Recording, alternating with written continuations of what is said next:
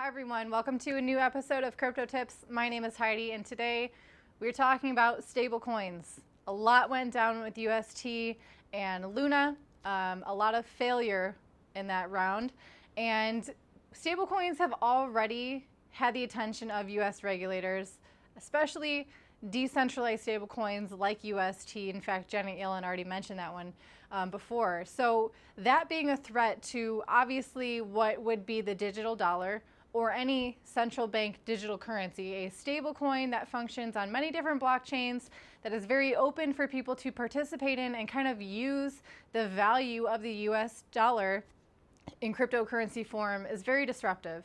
And unfortunately, the experiment that was UST, how that failed and how it affected probably many people in very, very negative ways, is obviously going to inspire and be an excuse for really heavy-handed regulation for stablecoins coming out of the US.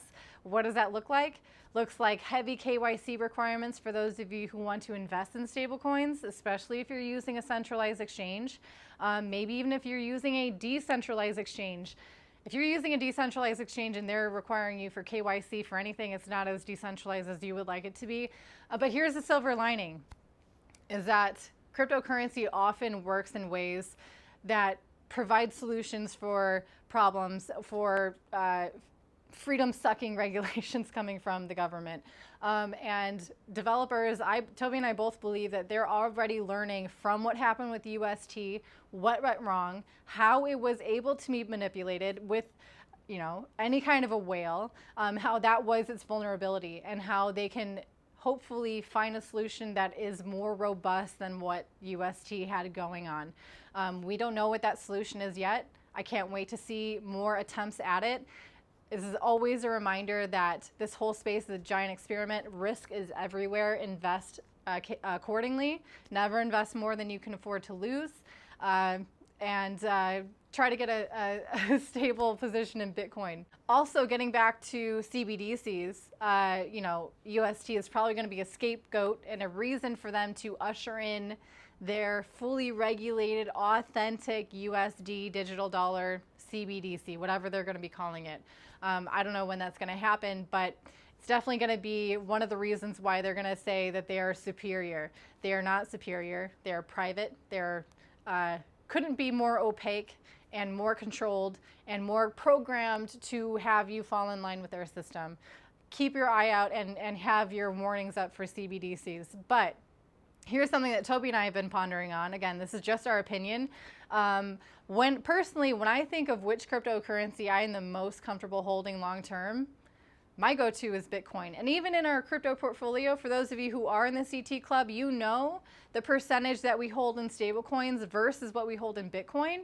And ultimately, Bitcoin is our anchor. It's always been a top majority holder in our portfolio, and that's the way we like it. That's where our confidence lies. So maybe for now, we're going to look to Bitcoin. I know a lot of people are going to be moving away from these algorithmic stablecoins like UST. Maybe Near protocol is also going to be taking a hit, from the confidence lost. Also, USDD from Tron is probably also going to be struggling to convince people to believe what they do, because it's basically the same thing as UST.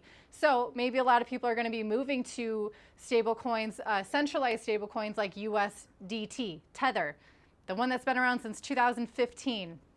That might be true. It has weathered a lot of black swan events, a lot of bear markets.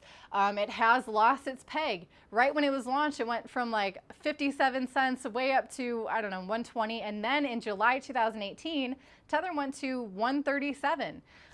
So it has lost its peg, but still gained its confidence over time. But here's the thing about Tether, is that's like the one centralized stablecoin that isn't federally regulated. They have backing their Tether, classic Tether FUD is that we don't know what's backing Tether. And when they were more transparent about it, it came out, it was like, I think it's 87% of their reserves are made out of cash or cash equivalent. Of that 87% that's supposed to be cash or cash equivalent, 6% is actually cash. And all the rest are in corporate bonds, other cryptocurrency investments and other things like that. So not really cash. It's not really one-to-one. But Tether is like to boast that, what was it?